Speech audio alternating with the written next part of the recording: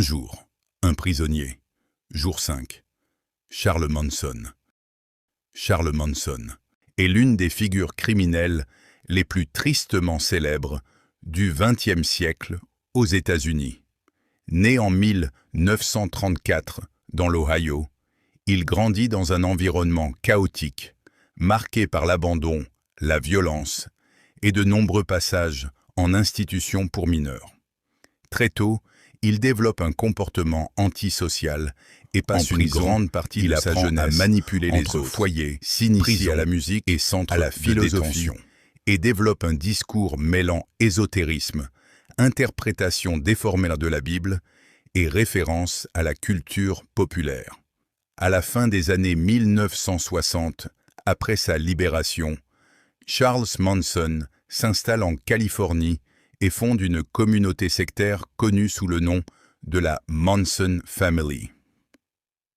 Il y exerce une emprise psychologique totale sur ses adeptes, principalement de jeunes adultes en rupture sociale.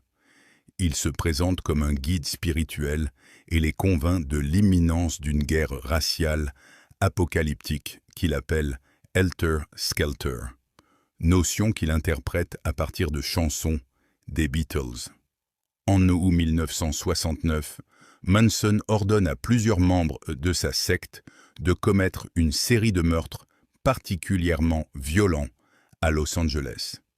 La nuit du 8 au 9 août, Sharon Tate, actrice et épouse du réalisateur Roman Polanski, enceinte de 8 mois, est assassinée avec 4 autres personnes dans sa maison.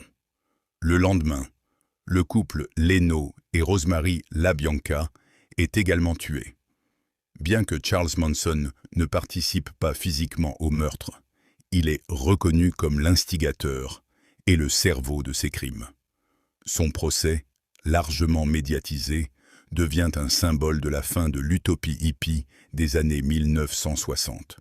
Le comportement provocateur de Manson, ses discours incohérents et l'attitude de ses adeptes au tribunal marquent profondément l'opinion publique. En 1971, il est condamné à mort pour complot et meurtre.